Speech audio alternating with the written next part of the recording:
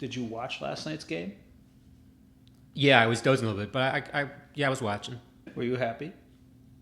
Happy? Yeah, it's the Steelers. I had to laugh that we actually picked off 2 balls. Andrew and I would have a good time with that one since we're still working off of 0, of course. But we had to do that in the preseason.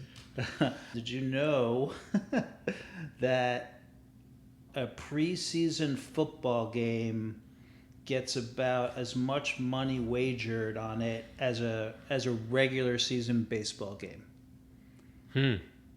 Obviously, there's a lot of more baseball games, so take it for what you will. That's why it's king football, right? It's king football. And here's the other fun part about it.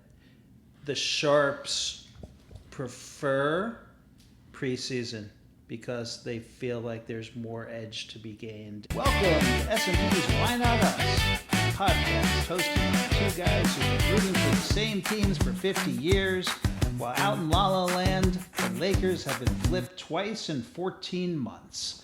I'm Scott Greenhut, and on the other side of the mic, my good friend, Peter Olczyk. Hello. Great to be here. And first of all, let me just say happy 10th episode anniversary.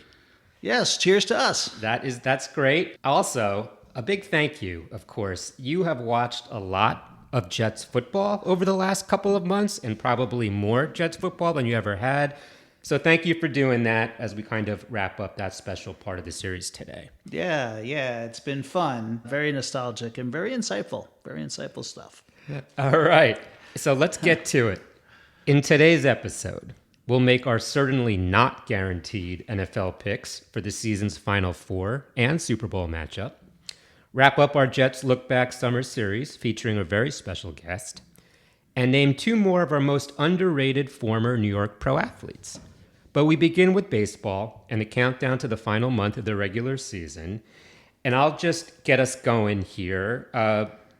The American League, we have a wild third wild card going on here. Texas is actually in the 3rd spot. Of course, they're 1 game under 500. So could a team under 500 actually end up with that spot? We shall see. Anyway, a few of the teams that's just interesting to talk about for me. Toronto Blue Jays. I talked about last time how they were a savvy trade deadline seller and buyer. Well, they've been creeping up. They're 1.5 games back. And if Vladdy can just be solid for September, it's been a tough year. He's now coming off of a concussion protocol, but he's back, I think, this weekend. That could really be a difference maker. The Detroit Tigers. They traded their top starting pitchers, Tarek Skubal and Casey Mize. Could they have a 2024-esque post-Sellers late run in them? They're 2.5 games back. And by the way, they have the biggest run differential in the American League, just behind Boston and the Yankees. And all the other wild card contenders, negative run differential for all those teams. Finally, Seattle. They're also competing for the division, and they're 4 back there, and they're 3 back in the wild card. Disappointing season again for Cal Raleigh, who recently spoke to the media, took a lot of the blame, as he would as a leader of that team. But they could have a possible stretch drive spark. Today's MLB debut of lefty Cade Anderson, who is the top starting pitching prospect in the sport. He was the overall number 3 pick in 2025. He's the first to MLB from that draft class. He led LSU to the College World Series title, been dominating in AA, so that'll be an interesting one to watch. So that's kind of my sense of this wild card, and I'm sure in a week or so, it'll look kind of different. Yeah, I've got one AL team I've been keeping an eye on. What about the Chicago White Sox? Yeah. Leading the AL Central after, 2 years ago they lost 121 games. Right. Say it again for the Mets fans. 121 games. At the beginning of the year, Fangraphs gave them a 1% chance of the playoffs on opening day. What's going on? They have Murakami signed as a free agent in December and putting him in the order with Vargas and Montgomery. So their offense has just been stellar. Those 3 have homered in the same game 5 times this season. Oh, wow. Yep, tying both the MLB record for the trio. They're the 4th youngest roster in baseball. They've had 9 walk-off wins by the end of July, so they're winning the close ones. This is, fairly impressive and inspirational as well for those of us who are suffering through the Metropolitans here. I've been rooting hard for the White Sox all summer. I think they're 5 games over 500 right now and sitting in first. So let's see if they can kind of keep it going and hold off maybe the Cleveland Guardians and also the Tigers, which we just talked about. Yep. The other baseball thing that we talked about maybe a month or so ago, Yordan Alvarez in the Triple Crown. First of all, he's a big front runner, of course, in the MVP race. But on the Triple Crown, number 1 in average right now, 321. 313 is the next competitor. Home runs, number 1, 36. Junior Caminero's got 35. Ben Rice has got 34, so that's really tight. And on the RBIs, he's number 1 with 90. And who's in second place? Old friend Pete Alonso with 85. So all 3 are tight races, but this is really exciting. So if you're an Astros fan, to be able to watch him at the plate all year must be such a pleasure, because clearly this is just a very special season by an extremely gifted ball player. Yeah. So with that, let's look a little bit more locally. Yankees, Mets, 6 weeks left. What are you looking at? I mean, look, the Mets have been asked and answered this year. We know what's gone on. I'm just at this point like moving way past the payroll story and the Steve Cohen story, and can we do a rebuild maybe? Like, let's just focus on the young guys. Nolan McLean, Rookie of the Year candidate. Jonah Tong, coming. Maybe the farm system build out from there might be the path to go.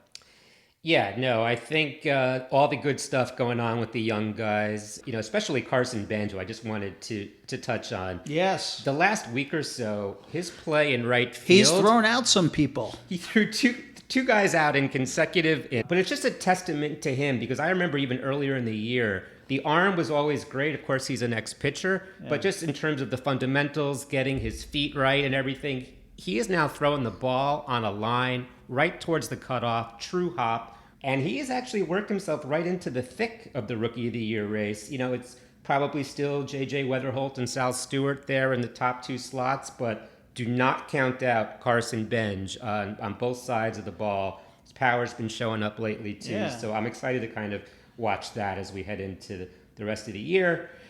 And then on the Yankees front, good news if you're a Yankees fan. I think Cody Bellinger is due back tomorrow from the hamstring. George Lombard, we've been talking about. He has continued to look really smooth at shortstop, strong at bats. And of course, the big question is Aaron Judge. My 2 cents, if I had to guess, he comes back with about 2 weeks left in this season to get ABs before the playoffs. So that might be a little optimistic, but that's where I'm at. Okay. I mean, I said on this podcast, either the last one or the one before, that the injury was more serious than the Yankees have been letting on. We will continue to judge what happens. Nice. Too easy. But, he hasn't played since May 31st, and the team's basically 500 since then. So kind of important. Yep. All right, so let's get into some of the football. So we thought maybe heading into the year, we would do some picks. And we're going to start in the NFL. We're going to pick our conference championship teams for both conferences. So why don't you kick us off with the NFC? Who you got in the championship game? Yep, I'm going off chalk. I think I just invented that term. I'm not sure it exists, but I'm going against the grain. That one does exist, and I am taking the Seahawks to play the Philadelphia Eagles for the NFC Championship. I am loving everything I'm seeing from the Seahawks on Hard Knocks. They all know they're in front of the camera. Right. I get it, like I really do. But they seem just like such a tight-knit team. McDonald's pitch is that the attention helps rather than hurts. The knock on them, of course, is that can their defense hold the way it did last year? In general, defenses tend to regress more than, a top-tier offense. That's just what the statistics show. And I know they've lost Kenneth Walker to KC, who was the Super Bowl MVP. But overall, I like Seattle and their 12th man and their ethos to get back to the Super Bowl. Yep. All right. So that's a good one. We're going to have 4 different teams, it looks like. So we better make a note of this Yep. in a few months. Yep. Do you want me to defend my Eagle pick, or Oh, yeah, sorry. I'll be quick on that. Talk Eagles. Yeah, so they're 2 years removed from a title, back-to-back NFC East crowns, good solid defense last year, and this is my team's division, and I just don't see who would unseat them. I mean, it hurts me to say a little bit, but I don't think the Cowboys are gonna be what some people think they're gonna be. I think the Giants will have an up year, but they're not gonna be ready to win the division just yet. So that leaves the Eagles in a really good spot. And and Saquon Barkley still humming along, and I think that'll be the key to their season. If they can keep Saquon on the field, I can see them returning to the championship game. Yep. So my NFC, I'm going to have 2 different teams, and one you just talked about. I think the stars finally align in Dallas this year, actually. Wow. Prescott, Wow. I loved him wearing the Super Bowl 30 champions t-shirt to open up training camp. That was very cool. He's putting it right out there. I think you're going to see an improved defense, especially with a full year of defensive tackle Quinnen Williams, who I know well, has been a superstar Jet. That's my off-the-board one, but Sure. I have Dallas in that game. And then this one is pretty chalky, of course. I got the Rams. They're a big favorite to win the conference. They're loaded. Matthew Stafford, Sure. Myles Garrett, we've talked a little bit about on the pod. Yep. Big question mark whether Aaron Donald continues to, work his way in and become official part of this team. Yeah, unlikely, I'd say, but not necessarily critical that he is the old Aaron Donald. Yeah, and I just think that this is a team that would fill their needs as necessary at the trade deadline. They're really looking at this year as their year, understandably so. Stafford's not getting any younger. So that's my thing. So I got Dallas at the Rams. And who do you have as the home game there in your NFC? Did you think about that? I have Seattle as the home Philly team. at Seattle. Yeah. All right. So AFC. Yep. I'm going to go Jacksonville at Buffalo. Let me talk about the Jags for a sec. So 2024, they're 4-13. Massive turnaround last year to 13-4. I am definitely buying into Liam Cohen, the head coach. The culture turnaround across the team, his work with quarterback Trevor Lawrence, both on the footwork side, and then just kind of encouraging him to cut it loose, not worry about mistakes. We saw that version of Trevor Lawrence that was talked about kind of way back when he came out of college. Yep. So I think there's something really good in terms of the chemistry-wise in the Jags and all of that. And then on the Bills side, which I talked about last time, I truly think this is the Bills' year to go deep, especially with the new target for Josh Allen and DJ Moore coming from the Bears. The new stadium is certainly part of it. They got the canopy roof going on, so they're really trying to be their version of Seattle with volume and home field. So, yeah, that one's pretty chalky, but what do you got on your AFC? So I am equally chalky on the Bills. I think it's their time. They have been making it pretty far in the playoffs, and then Josh Allen has come up short. But so really, this is going to be, for me, his defining year. Is he going to be Marino or is he going to be Elway? I think he's going to be Elway, and I think he climbs the mountain and makes it to the Super Bowl. So I have the Bengals, where I'm a little less chalky, but I have them, going with a very strong defense that they've spent the offseason rebuilding, giving Joe Burrow a real shot at taking his team all the way up to the championship game. I have the Bengals, and then, yes, at the Bills, and I have the Bills heading to the Super Bowl to play the Seahawks. All right, you got Bills, Seattle. I'm going to go Bills and Rams. Who do you got as the winner? I got the Seahawks. Back to back. Seahawks going back to back. The champ nobody's picking will beat the quarterback nobody wants to face in January, and I have them going back to back. Yeah, I'm going to go Rams. I don't know. I'm going to believe the whole LA is back at home for the Super Bowl, just like 2022 when they won the last one. As we discussed at the top of the episode, we're bringing in a special guest for today, someone that you watch most of these games with that we've been talking about for the last several weeks. So we're honored to have Andrew join us for the pod. Right now, we're going to fast forward ahead to 2009 and 2010 seasons, which when you're talking about the Jets, this is as close as they came to reaching the top of the mountain. We have the Rex Ryan years, back-to-back AFC championship games. Let's kick it off with 2009. You've got a rookie QB named Sanchez. You've got the number one defense in the league. And nonetheless, you had to sort of back into the wild card game. Why don't we start there? Yeah. So just a little bit more context. So 2009, the team is 9-7, number one defense in points allowed. As you said, Rex's first year.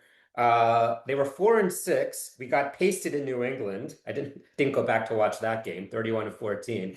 But heading into late November, we had to win 5 of our last 6. And as you mentioned, lots of backing in talk with the Colts pulling starters in the third quarter of the Week 15 game. So there you go. In terms of the roster, yeah, as you said, Mark Sanchez is a rookie. Couple of names, running backs, Thomas Jones, rookie Sean Green, receivers, Jericho Cotchery, Braylon Edwards. He came over in a midseason trade. And then the line. This team was really built on the line, right? Nick Mangold was an AP first that year. DeBrickashaw Ferguson was a Pro Bowler. Damian Woody, such a great career. He's on that team as a tackle. And then, of course, there's a Steeler. So Alan Faneca is actually a Jet here after a long-time Pittsburgh career. And then the defense, Sean Ellis at the end. The linebackers very strong. Bart Scott, David Harris, Calvin Pace. And lastly, Darrelle Revis, third season, first team All-Pro. So here we go. Just quickly, the first game is a wild card at Cincinnati. Pretty solid win, run-heavy game plan with some chunk play-action passing. The finals 24-14. And with that, we're going to bring in Andrew to get into the guts of the next couple of games of that year, starting with the division game at San Diego, January 17th. So, with that Bengal game, Mark Sanchez, fourth QB rookie ever to win his first playoff game. Oh, nice. A little trivia for you. Very nice. Yeah. Love that. All right, so Andrew, so just quickly, the few of the guys on San Diego here, Phillip Rivers, quarterback, LaDainian Tomlinson, running back, Antonio Gates, etc. But what do you got as you look back and watch that division game? All right. First of all, let me say what an honor it is to be on the podcast as one of your first Spotify subscribers, perhaps your first. I'm grateful to be here. And you know, a walk down memory lane with the Jets is really a special thing. This was a time of extreme optimism, which is just it's such a departure from where we are now that it's hard to even go back there. But I will. So that San Diego game, I remember we're facing a 12-4 team on the road. We really didn't play that great the prior week. And so I wasn't very optimistic. And, you know, there's a 9-point spread. Vegas isn't very optimistic. And the first quarter, it looks like the Chargers are sort of having their way with the Jets. There's a big Antonio Gates reception. There's a opening touchdown on a blown coverage in the first quarter. The Jets then sort of settle down on defense, but, you know, really don't have much going on offense and can't capitalize on their only drive. And I guess my takeaway as of halftime is the only way we're in this game is because the football gods have kept us in with 2 missed field goals. Yeah, we were lucky. We were lucky to be down 7-0. It was one of those games. We're like, okay, thank you. Let's go. But let me say one thing before I let you take it away a little more. What I'll say here is that Sean Green touchdown in the first Bengal game, which was the longest touchdown in Jets history to that point in the playoffs, that was the prelude to how this game turned around, right? Like on the one hand, you had a terrible first half. On the other hand, you had a kind of a Rex team coming into its own, being able to win 17-14 games and feeling confident about that. And sort of that's, I think, how things turned around. So I'll let you have at the second half. Yeah, no, 100%. Yeah. So third quarter, we're down 7. two giant near back-to-back plays. We have Darrell Revis, who is in vintage form in this era, contesting a ball, ending up on his back, lying on the ground, somehow corralling the ball for an interception. And then a few plays later, when the Chargers get the ball again, Jim Leonard has a ball go right to him for a pick. So that's actually two picks within the matter of just a minute or so. We fast forward to the fourth quarter, and you might remember this one. This was beautiful. Mark Sanchez rolls out, buys time, throws a TD to Dustin Keller, and then that follows up with rookie Sean Green, who you were just talking about, with this power burst right up the middle, almost knocked someone over, 53 yards to the house. And just like that, we're in control of the game. Yeah, it's funny. You highlighted the two things that I actually remember, because these things are a long time ago. You don't remember the detailed play-by-play, but I remember that Keller touchdown, and I remember thinking to myself, how are we winning this game? And then I definitely remember, in retrospect, Sean Green, he broke the Jets record 2 weeks in a row, right? And again, this is an extremely optimistic moment, because you're like, oh, the Rex Ryan vision of running people over and being able to win in the playoffs, even on the road, that's becoming a reality. And then Kading misses again. So you're sort of, you're looking at kind of a scenario where, on the one hand, you feel lucky to be leading. On the other hand, you're doing exactly the things you want to do with the Ryan team, right? Yeah, absolutely. And after an onside kick, Kerry Rhodes. So that scary. was a scary up for grabs ball. And then Kerry Rhodes absolutely is the all hands team textbook. That is the one, right? It went kind of past that first line, past everybody, and then it was anyone's ball. It was a perfect onside kick. And you know, a gutsy call on 4th and 1 at the Chargers 30 to win. That was a classic Ryan moment, right? Riverboat Gambler. Yeah, by the way, some fun stats. The kicker Kading, he had made 20 straight field goals to close the regular season, and he had not missed inside 40 yards in 69 career attempts. Wow. So CBS had put that on the screen. Right. And the last thing I noted, the Jets held San Diego to 61 rushing yards that game. Yeah. So there you go. Hello, line. Number 1D. Yeah. Yeah, I mean, it's funny. I look back at the stats and I said, we, lose overall yards by close to 100, but still win rushing yards by more than 100. Like, that was to some degree the Ryan formula, and is like, then we believed we could win games like that. All right, we're at Indianapolis, a 14-2 Indianapolis. The retractable roof is closed, so the noise is up. Indianapolis, we have Peyton Manning, who was the MVP, running a no-huddle offense. Dynamic wide receiver core, Reggie Wayne, Pierre Garçon. Dallas Clark, the tight end. Andrew, I've talked about on the pod our issues with tight end over the years. So it's always scary when I mention a good tight end.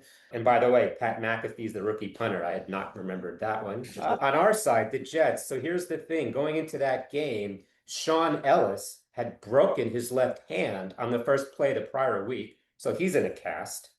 Jim Leonard, he had broken his right thumb in season. So he had been playing with a cast. So two key players who aren't able to tackle as well because of that is just another part of what's going on here.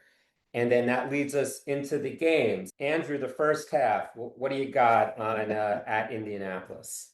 Well, there was a back and forth half, but if I look at my notes, there are a bunch of times where I remember thinking we can win this game, which was just, again, counterintuitive for a Jet fan. First drive, over the shoulder catch to Jericho Cotchery for a first down. I remember thinking we can win the game. Defensive struggle through the first quarter. Jets blitz really bothers Peyton Manning, right? Yeah. It's like, okay, we have him off. Colts get a drive, touchdown drive keyed by Dallas Clark shaking Dwight Lowry. I remember how much I hated Dwight Lowry. So that's an important thing to remember. But then a great, a goal line stand. And then the Jets get a bomb to Braylon Edwards. And I'm thinking we can win this game, right? We are playing with these guys. Peyton Manning doesn't look like vintage Peyton Manning. And, I have a lot of confidence in the first half. What are you thinking, Peter? Yeah, I mean, the Braylon Edwards touchdown, the Mark Sanchez and him, Braylon Edwards sells it inside, accelerates down the sideline. Sanchez with a heady pump fake, which you saw in the highlights a couple of times, hits him in stride. That's a wow. We don't see plays like that too often. And then fast forward a little bit, the Brad Smith play. Wow. A direct snap, fakes an option to a wide open Jericho Cotchery, a player I think we both loved. 45 yards to the Indy 12. By the way, that was Brad Smith's second pass all year, so that's amazing. And then a little bit later, Mark Sanchez hangs in, takes a hit, throws a dart to tight end Dustin Keller, who shields a defender almost like a basketball player for a touchdown. We're up 14-6. This is pretty good. Keep going. There's a blitz by Calvin Pace up the middle. He meets Joe Adai in the backfield. Fumble, recovery, Jim Leonard. We get a field goal, 48 yards, 17-6. We're up 11. In that Bronco game that we talked about last time at Denver, we were only up 10. So this is new territory. And again, how can you not believe that we got a shot to hang on here? But then it changes so fast before the end of the half. Indianapolis, 2-minute drill. Peyton Manning drops a dime deep middle to Austin Collie. There's your tight end. And then maybe the next play, wide open, nice grab, touchdown. Just like that, 17-13. And you're feeling it a little bit. The game feels a little bit different than it did before that. That's kind of where I was at through the half. Yeah, this is a retrospect one, but the bomb to Austin Collie, I call it such a same old Jets moment. Yeah. Hall of Fame quarterback hits no-name receiver 2 times at the end of the half to crush our dreams. Brady does it, Manning does it. It's just, I mean, again, I'm sure football fans of every franchise have this feeling, but it just feels more acute as a Jet fan. That's the drive that always friggin' kills us. Either it puts us away or it puts the other team back in the game. And here it did. And again, Manning had no rhythm and suddenly he did, right? So again, I'm not thinking we're going to lose this game. I still am very hopeful, but the Colts are going to be heard from, right? Yeah. So take us into the second half. Okay. Let's see. I mean, I saw this throw very early again from Sanchez to Cotchery. I'm feeling good. I see a long throw from Sanchez to Keller for a first down, and I'm thinking this is so good. Win or lose at that moment, these guys are going to have a productive career together, right? Yeah. Sanchez to Keller. This is going to be a historic combination in Jets history. But a drive ends. So we get a little bit of a war of attrition at this point. The Colts have momentum, but we still feels like we're in the game. You want to take it from there? Yeah, sure. So of course, we have a missed field goal, wide right. Bad snap may have thrown off the timing on a 52-yarder. So that's just a little thing. And then we get to Peyton Manning. Pretty 4-yard touchdown pass to Pierre Garçon. Nice sideline toe drag. Just classic. They flipped the game right there. So now Indy's up 20-17. And a little bit later, we see Rex Ryan. I don't know if you saw this one going ballistic on the sideline. Good hit. A clear missed late hit. That would be probably 3 in this game, honestly. There are probably 3. Sanchez gets no respect, right? In today's NFL, it's 15 yards, it's an ejection, and probably a multi-game suspension. That hit was so late, it was insane. So that takes us to the fourth.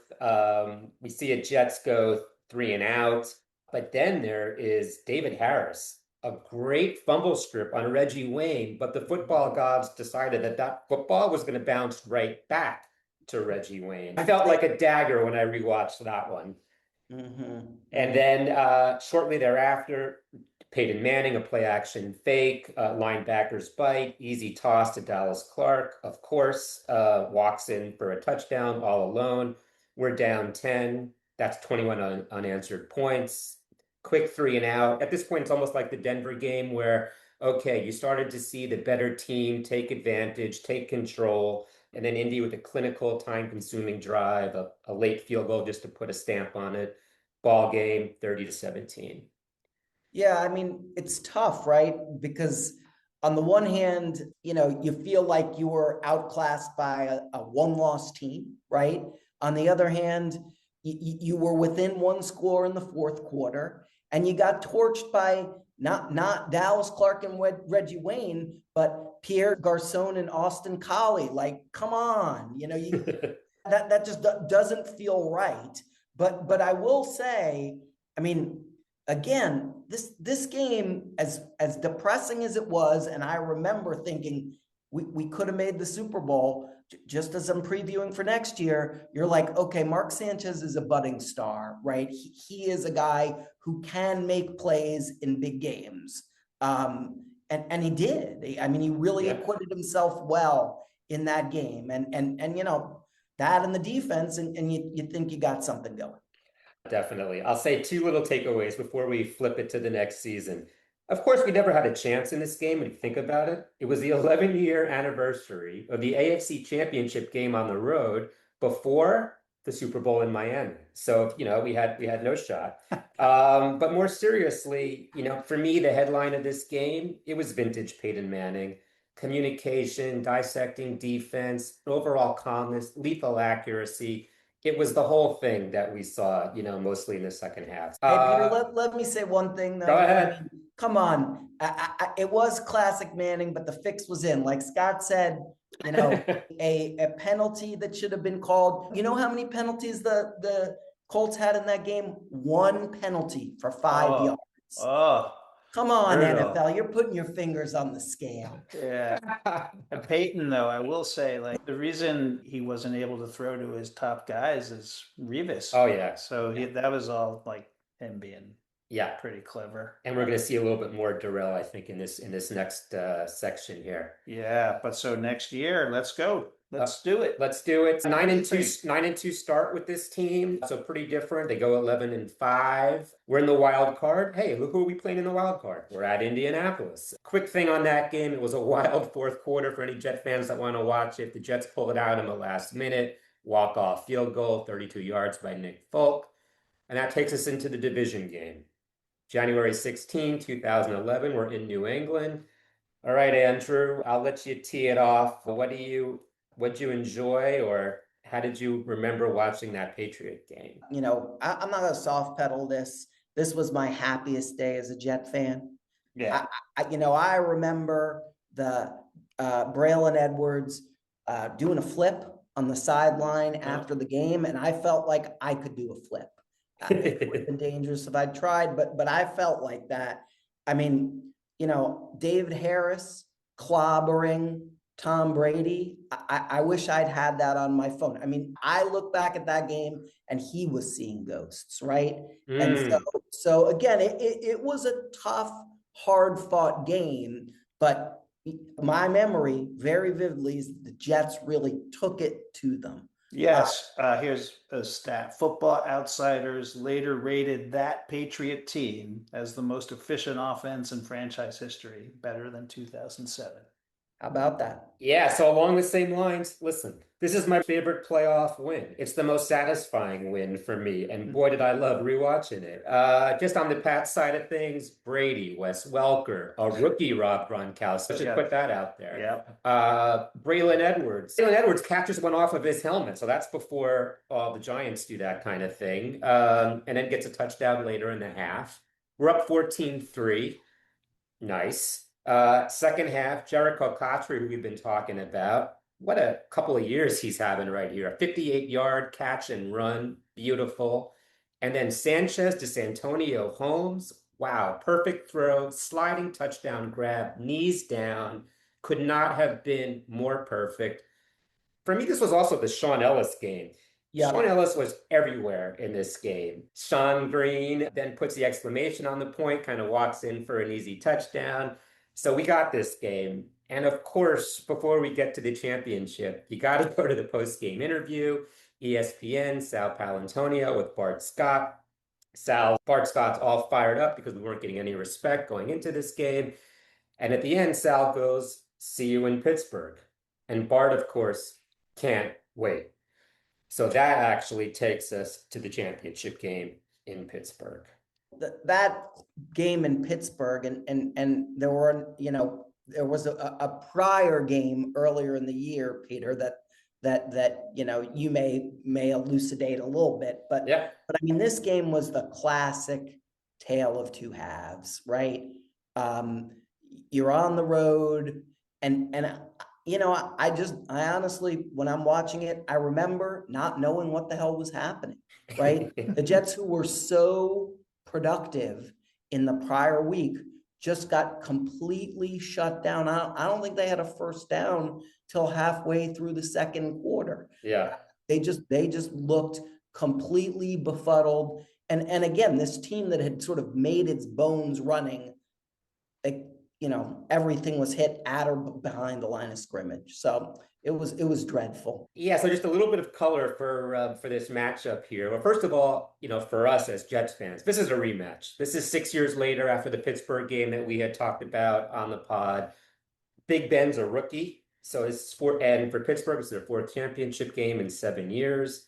Big Ben has laryngitis apparently through Friday of that week, so you just wonder whether that's going to be an impact. Yeah, and you just walked through Manning and Brady, and then you got Bring it. Big Ben as a rookie. You got to be feeling good. Mark Sanchez, who Andrew's been talking about, so he comes into that game actually with a sore shoulder because he was hit in the earlier Pittsburgh game, which was on December 19th, which the Jets actually won, by the way, by 5 points, by James Farrier, of course, an ex-Jet. So Sanchez is maybe not 100% coming into this game. And then the first half was just so tough to watch. Everything kind of went wrong that could have gone wrong. It becomes 24-3. We have 50 yards in the first half. All the way into the end, we actually work a little bit of a 2-minute drill, hit a few plays, kick a field goal. So we get 3 points. And I just have to share a quick story about this game. So I'm in the living room watching this game with my 8-year-old daughter, who is in her Wayne Corbett jersey with me. This is not going well. I think she sort of feels, my aggravation with the game. So it's a little tricky kind of watching it, but it keeps me in control as well. Anyway, fast forward to halftime. My daughter zips out of the living room, goes to her room, shuts the door. I knock, I go in. We end up talking for the next 10 or 15 minutes. She's pretty disconsolate about the whole thing. So I'm really just trying to cheer her up during halftime, which was great because I didn't actually have to watch any of the commentary of the announcers. Yeah. And then I said, hey, you know what? We couldn't have played really much worse. It's got to be a little bit better. Let's see if we can at least give ourselves a chance. And that kind of made us both feel a little bit better, I think, and on to the second half, which was a very different game. So Andrew, the second half, what do you remember when you rewatched some of that stuff? Yeah, I mean, Sean Green comes out and runs a guy over on the first play, and then he gets hurt. So, okay, good. Take the good with the bad. Santonio Holmes gets a deep reception, touchdown. We are in business, right? Yeah. Oh yeah. So then we get a 3-and-out, and then a roughing the kicker. And my notes say, damn. So it doesn't feel like we're surging, but you're still in the game. Steelers are driving halfway through the third quarter, and you get a sweet interception by Brodney Poole. I do not remember Brodney Poole being a member of the Jets, but I was very grateful to him. And then you get a 4th and 1 in Steeler territory with 11:30 to go. Sean Green is back to life, but you get a near interception at the goal line, Steelers making a stand, and then LT is stuffed at 7:44. And again, you're like, this game is over. Then the Jets defense comes on, gets a safety the next play, and candidly, Roethlisberger did a good job of keeping it from being a defensive touchdown. Oh my God, rewatching that play. It's 24-12, and What do we got? This is a game now. This is a game. So Yeah, rewatching that play, so close to actually a score, but the football god still, it felt like, hey, we can steal this one. And it just kept feeling that way in the second half. We can steal this one. yeah, Fast forward to 6.5 minutes left. We got another 4th and 1 on the Pittsburgh 18. Braylon Edwards with a nice little catch to move the chains. We get to a 2nd and goal, and then this play was beautiful. It's a pick play, Kotchery touchdown. Santonio Holmes starts from the inside, goes outside. Kotchery ends up in the left flat. Great score, 24-19. We're down 5. We got our shot. Pittsburgh gets the ball back. We're under 3 minutes now. We almost had Antonio Brown. I don't know if you saw that one bottled up, but we just missed him. So they kind of keep going with the possession. It goes all the way down to 2:38. Last time out. They go 5 receivers. Big Ben escapes the pocket, finds Antonio Brown, ends up being ball game, victory formation. And I was just watching the last couple of minutes thinking, man, I wanted one more possession. That's all I asked for. I just wanted a chance. It seemed like we really could steal it. It didn't quite happen. And I actually felt pretty good coming out of that game, considering how hard it was to watch the first half of it. Yeah, I mean, the thing I'll say is in retrospect, I remember watching that last rollout play to Antonio Brown for a first down so that they could run out the clock. It was like a backyard football play. Roethlisberger was throwing the ball down, and it just, again, a crushing thing to watch, even now. But I agree with you, Peter. The takeaway from this game was the Jets showed a ton of character. After a dreadful first half, they outgained the Steelers in total. Sanchez totally outclassed Ben Roethlisberger. Totally. Yeah. So at this point, these 2 seasons we just went over. Mark Sanchez in the playoffs, 4-2, 9 TDs, beats Brady, Manning, Rivers, and Palmer on the road before turning 25. Are you thinking like it's just a matter of time? Or it ended up a little differently. For me, I can only say that I always just live in the moment, so we had this game, we had our shot, that was great. Who's to say what the next 3 to 5 years might look like, in terms of having a, star quarterback or not. It was just, we got to experience 2 years in a row of being one game away. That's where I'm at with this before we kind of, zoom out a little bit. What about you?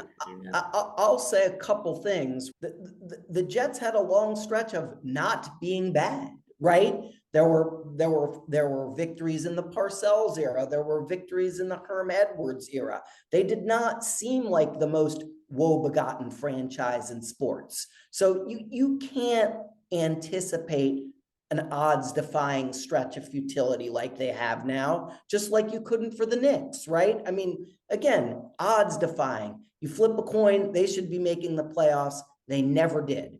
And so it's, again, I can't beat myself up, but in retrospect, I remember, listening to some talking head interview on ESPN afterwards, and, they named the 5 best franchises, and somebody said, you didn't include the Jets. And they said, oh yeah, we have to include the Jets. So do we kick out 5 best franchises? What's happened since? Well, but being a fan is being a fan. I told Peter I felt a little disengaged. I looked at the preseason stats from last night's game. I'm all in. I love it. I love it. With the salad bowl. I'm looking forward to that. I'm so glad to have brought you back in. To say that, the salad bowl? Yeah, I think so. I think you might be. All right. So just before we put a bow on everything, I did my most underrated Jet last time from when we were growing up. You gave it some thought. Who's your guy? Yeah. So Peter, after watching those games, I was thinking to myself, probably someone like David Harris, but like, you had said somebody from our childhood, from when we were kids watching the Jets. And and Daryl Ray, I knew was going to be yours, but here's the one that I'll take you back from memory lane. Tight end Mickey Schuler. I looked back at his career, 1978 to 1983. He did very little as a pass catcher his first 6 seasons. So pedestrian that you'd think he was a cut candidate. Starting in 1984 through 1988, he caught 70 or more balls in 4 of the next 5 years. He made 2 Pro Bowls, and he was 1 second-team All-Pro. And he's a great player at the peak of our first generation of serious Jet fandom, remembered by us and probably nobody else. And by us, I mean Jet fans, right? He's a guy who, when he was on your team, you remember him fondly, and he was a great player, and other football fans probably don't even remember who he was. So that's my guy. I make a case for Ken Troy or Jerry Holmes, but Mickey Schuler just stood out, so. I mean, such a star player. And now, as we kind of look forward to 2026, and maybe we're actually going to be tight end heavy with a bunch of talent, which would be great. So it's a great way to kind of just look at it all. Listen, I'm excited for this season. I said when we did the draft that I needed to start seeing some wins. I needed to start seeing a winning mindset. I want to see competency. We'll figure out next year with all of our picks in the first round. But for this year, I want to see 7 wins or so. That's where I'm at.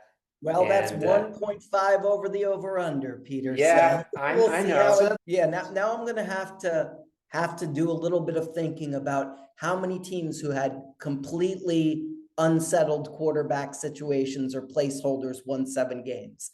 It happens, right? Maybe Gino will be the next Fitzmagic.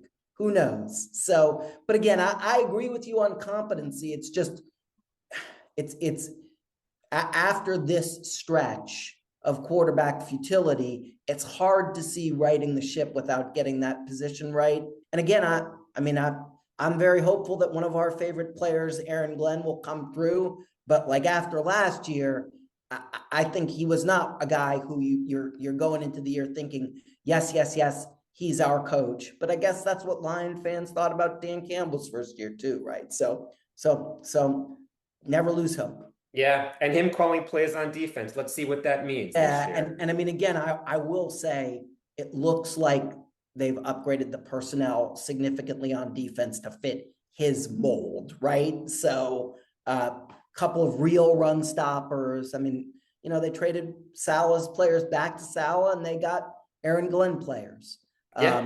So we'll see how that goes. All right, so we'll leave it there. This was a treat. You guys are the definition of loyal fans. Going blow by blow like this. The empathy is just pouring out of my body. But we have referenced the Knicks a few times, and dare to dream, guys. Dare to dream, because that team looked hopeless as well. And, we're hanging a banner there. So one team at a time. But for me, this was great. Let me say 2 things before we cut off. One, it has been a real honor to be on your 10th anniversary podcast. So thank you again, guys. And also, I'm thinking, Scott, I'm very interested in what your deep dive nostalgia segment is going to be. So I know you guys are probably already thinking about that because the Jets have gotten a lot of airtime. So. Yeah, I have plenty of candidates. So we'll take it into the meeting room, and we'll be coming out with something good. Looking forward to that. All right. Thanks, Andrew. Thank you. All right, so let's get into a little bit of the lightning things. So for this week, we're going to do a bit of a bookend on underrated players. We thought we would do NBA and hockey for our most underrated players through the college years. Yep. Why don't you kick it off, I think, with hockey? Yeah, I'm going to kick it off with hockey. And for once, this one was super simple. I have Ron Greschner of the New York Rangers. 16 seasons, all in New York. 100 Ranger greats ranked him 12th all-time out of 901 players who have worn the jersey. In the 79 Cup run, He, in the playoffs, 18 games, 7 goals, 5 assists, including 3 game winners, the most in the entire playoffs, coming from a defenseman who wasn't necessarily even known for his offense. Famously married to supermodel Carol Alt, Yes. who would sit in the blue seats. And for those who aren't old enough, those were the ones all the way up top. And she would sit and high five all the fans.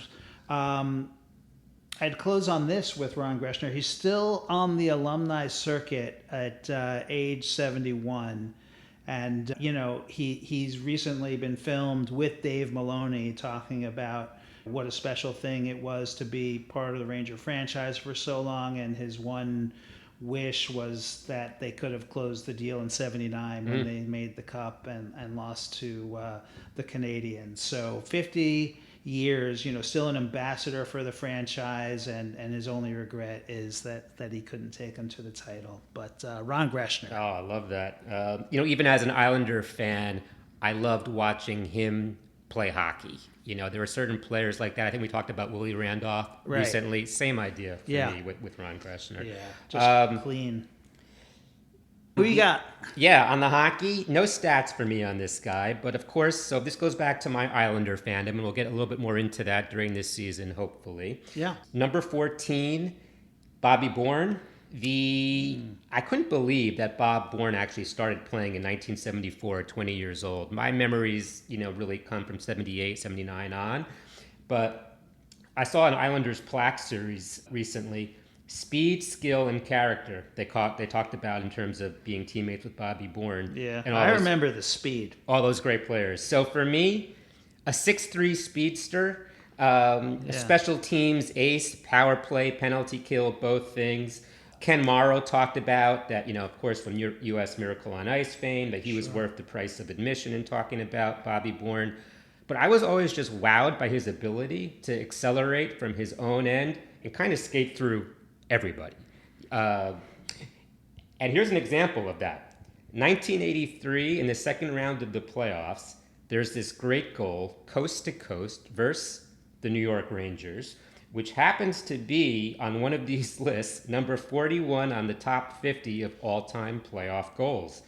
I am wondering whether this goal rings a bell. Second round, 83 playoffs. No, but certainly that Islander dynasty rings all kinds of bells. PTSD City, to the point where I just crashed into the mic from the trauma. So no, I don't remember that exact goal, but I do remember having my heart ripped out of my chest 4 years in a row. I mean, you know, of all the great guys on those teams, here's one, Bobby Bourne, that is probably on that next tranche. But I was happy to kind of relook and talk about it. He was probably that next tranche, but very, very solid pick. Good pick by you. Basketball. NBA. Yeah. This one was trickier for me. Same. And so you know, I kind of had a few contenders, but let's just get right to it. My pick, Rory Sparrow. The Knicks got him from Atlanta in February '83 for Scott Hastings and cash, reportedly $600,000. Of course, where was he drafted from? Villanova. So he was, you know, the first Villanova point guard to run the New York Knicks 40 years before Brunson. Same school, same position, same building. And nobody ever called him a Nova Knick because there wasn't such a thing yet. For the Knicks, really a solid player. 347 games, averaging 10 points, 6.2 assists. 47% from the field, 81% from the line, 4 straight seasons of 400 plus assists. And then the last thing I'd say on Rory Sparrow, 1987, SI names him one of its 8 Sportsmen of the Year for his work with the kids in New York City and Paterson, New Jersey, where he founded the Rory Sparrow Foundation. That's my pick, Rory Sparrow. Love Rory Sparrow. Such a fan of his game. He's on my short list, of course. It was a tough pick for me. I went Gerald Wilkins. So this is kind of the later part of our ground rules here. 1985 to 1992. Yep. So he played his first 7 seasons as a Knick, 5 playoff teams. He was a second rounder from Tennessee, Chattanooga. I always have a soft spot for guys that aren't first round picks, you know, the Jalen Brunsons of the world for sure. Dynamic scorer, shooter, creating off the dribble, slasher, finisher on the fast break, extremely athletic, and a really tough defender. One thing which I didn't remember, 6 seasons of at least 80 games. So the durability of the player is fantastic. And I guess I always had extra respect for him as a player because it could not have been easy being Dominique's little brother. Yeah. So he was a really good Nick. And in some of the footage I was watching, very nice chemistry with point guard Mark Jackson, kind of your guy. And also, before we leave these underrated players, I just wanted to say I have an honorable mention, but it didn't meet my ground rules of at least 5 years with the team. So Darryl Walker, 3 seasons in 83 to 86. Great minds think alike. I mean, I could not believe it was only 3 years. Same. So he would have been my guy. Same. But anyway, we just loved watching him. What a difference maker. The Detroit Pistons series, you can remember the steal almost like it was yesterday. Anyway, I just wanted to put that out So there. that's funny because literally the same process happened with me, and literally the same reason to not pick him was the 3-year tenure, which I also remembered to be longer. But as they say, great fans think alike. Very good. That was cool. Yeah. All right, so let's do a little PS. Let's take it off the field for this week. Almost like a bit of a corollary to last round. We wanted to see hobbies, activities, games, anything that you've wanted to either learn or improve at. Yep. And I will certainly start. This is a game that I've never learned how to play, and it's been constantly on the list, and it's chess. My desire to learn chess was rekindled after binging through the Queen's Gambit in 2020. And I'm wondering whether maybe you could actually get me going on this game, because I know you've actually worked on your chess. And of course, how can I not be playing chess? One of my favorite expressions is playing chess, not checkers. So, yeah. Yeah, so you want to know mine, first one? Yeah. Chess. Okay. It says so right here in my notes. I believe it, because you're already a player. Yeah, I'm already a player, but I'm by no means where I want to be. It started really for me during COVID. Chess.com made it easy. You could just go online and you're playing a live game. It's all skill. There is no luck in chess whatsoever. Poker is a very difficult game, one of which you're better at than I am by a mile. But at the end of the day, you still need cards, like when you come down to any given tournament. But chess it's literally you against an opponent with defined set of rules. I have a secret goal of being able to put up a fair fight against my son. Yes. Chess isn't even in one of his, like, I call it not even like a top 3 passion for him, but it's still a hobby that he does do from time to time, and he's quite an excellent player. At this point, I really can't put up a reasonable fight against him, and so I use him more as a tutor than anything else. So he will coach me during some games or review games with me and go over specific things that I should have been looking at or different ways to think about my choice. So this is since I am starting from basically zero. I could get you going for sure. All right. Well, you mentioned cards, so this is kind of a quick one. Yeah. So a card game that I'd say I'm pretty solid at, but by no means an expert, is gin rummy. Not as popular as poker by any stretch. Right. But I would certainly love some pointers or strategic tips, if you will, from competitive players, just to see how the game that I've been playing on and off, for a while, what am I missing? What little tools could I do to kind of take it to another level? To go back in time and join those guys from the Flamingo Kid at that club. Sweet Ginger Brown, because those guys played every day. They did. Yeah. Did you have a second one? I do actually have a second one. Okay. My second one is guitar. I played a lot in high school, and actually, I would say I was arguably good. Yeah. But mostly futzed around in my room. So this is kind of a personal anecdote, which is my dad never criticized me about anything. Like, just, it wasn't in his DNA. He was just supportive and loving and all that good stuff, maybe to a fault. But guitar was the one exception. He would say, I'm hearing you in there, and you just never finish a song. What is going on with you? And he was right. I would play one complex riff to a rock song that I really like, and then I'd move on to another song and play a complex riff there, and I don't even understand it, but I just wouldn't finish songs. So, fast forward to, again, COVID, I picked up an old acoustic because I hadn't been playing for a while, and now I play all the time. Like, along with chess, it is something that I spend most of my hobby time doing, and the rule that I give myself is that I'm going to finish every song, and that's what I do now. I'm proud to say that I played a gig in front of my daughter's friends up in college, her senior year, 50 people, about the most nervous I've ever been, 7 songs, solo, me and the acoustic. So I guess, for just to put a bow on the theme here, today's whole episode, I would say, was about not finishing, the Jets coming so close on the road and getting to the championship game, Ron Greschner giving 16 years and not winning a thing, Rory Sparrow making it to the cover of SI but getting traded before the Knicks got good.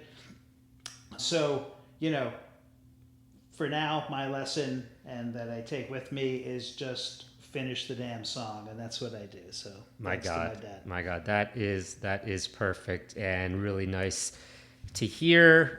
Looking back from sort of your early guitar days all the way to going back up to playing recently, which I know you were really excited about. I was excited for you for that. So just incredible. Great way to end. And with that, that's it for today. Thank you for listening. Until the next time, I'm Peter Olczyk. And I'm Scott Greenhut. Make sure to subscribe to S&P's Why Not Us on your favorite podcast player. And feel free to send in your comments and suggestions on our website, whynotuspod.com. We'll be back in 2 weeks to do it all over again. But until next time, Peter and I are going to put this episode in the books.